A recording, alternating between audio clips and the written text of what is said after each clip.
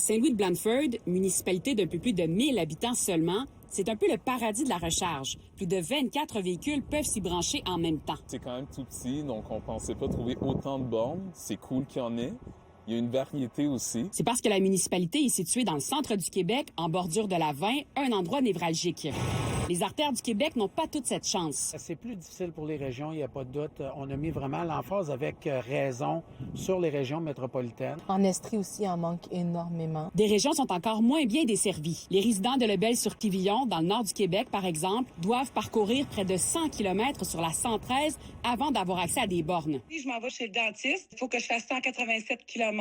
On n'a pas rien, là. On n'a pas de borne, on n'a pas de halte, rien. Si on va par le nord, c'est encore pire, là. Dans le parc de la Vérandrie, en Abitibi, sur la 117, il n'y a qu'un seul endroit où 4 véhicules peuvent se charger en même temps sur une distance d'environ 230 km. L'annonce il y a 2 semaines d'Hydro-Québec d'acheter des nouvelles bornes de recharge dans la réserve phonique des Laurentides n'est pas passée inaperçue.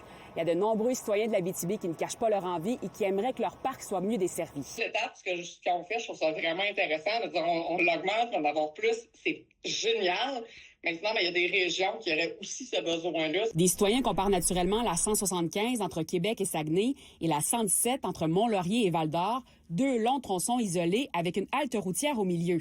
Une fois les ajouts du circuit électrique, 18 véhicules pourront se brancher sur la 175 contre 4 et moins rapides sur la 117. Je parle de mon entourage. Ils ne seraient pas prêts à faire le changement parce que ça n'a pas d'allure de ne pas pouvoir traverser le parc. Les gens hésitent à acheter des véhicules électriques en raison du manque d'infrastructure et on hésite à ajouter de l'infrastructure parce qu'il n'y a pas beaucoup de véhicules électriques dans ces régions-là. Le circuit électrique a expliqué sur Facebook que le réseau électrique dans le parc de la Vérandrie ne permet pas d'offrir des bornes plus puissantes pour l'instant. Hydro-Québec prévoit toutefois ajouter dans les prochains mois des points de charge en Abitibi, mais à l'extérieur du parc. Marie-Laurence Delaney, agence QMI, Saint-Louis-de-Blandford.